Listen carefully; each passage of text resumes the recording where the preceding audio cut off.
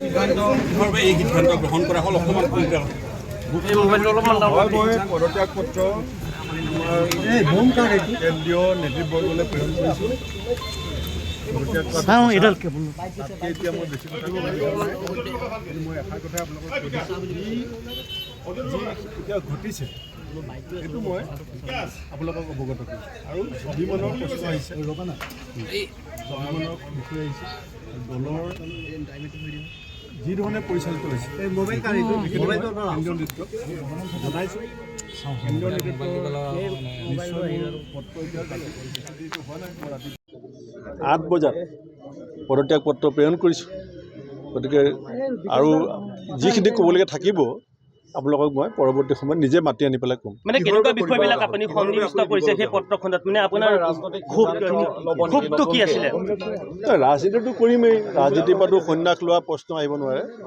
কিন্তু মই এতিয়া সদ্যহতে পদত্যাগ যে কৰিছোঁ সেইটো মই আপোনালোকক জনাইছোঁ। মানে বিজেপি যোগদান কৰিব অমিত শ্বাহৰ উপস্থিতিত তেনেকুৱা কিছুমান কথাও কিন্তু বিজেপিৰ মন্ত্ৰী বিধায়কসকলে দাবী কৰিছে। আনহাতে আঞ্চলিক ৰাজনৈতিক দলতো যোগদান কৰাৰ কথা এটা ওলাই আছে। কোনটো কথা আচলতে সঁচা, প্ৰকৃত সত্য কোনটো?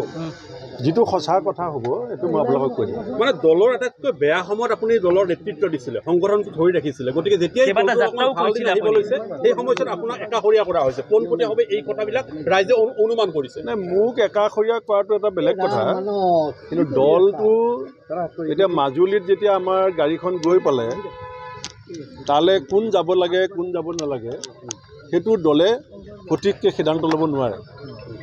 গতিকে তেনেকৈ দল কৰিলে দলৰ ভৱিষ্যত কি হ'ব সেই কথাবিলাকো মই কেন্দ্ৰীয় নেতৃত্বক জনাইছোঁ। কেন্দ্ৰীয় নেতৃত্বই কি চিন্তা কৰিব তাৰপিছত মই আপোনালোকক জনাম।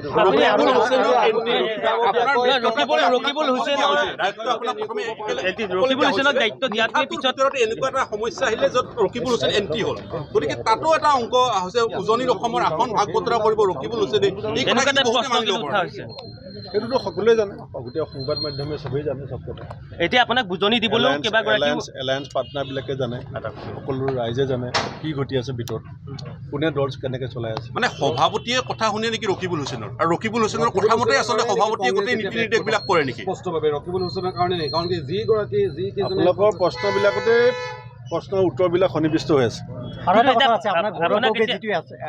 পাকিস্তান লিংকৰ কথা তেওঁ স্পষ্টভাৱে অসমৰ জনগণক তেওঁ দাঙি ধৰিব নোৱাৰিলে, সেইটো এটা আপোনাৰ বুলি আমি গম পাইছোঁ। আপোনাক এতিয়া বুজাবলৈও কিন্তু আহিছে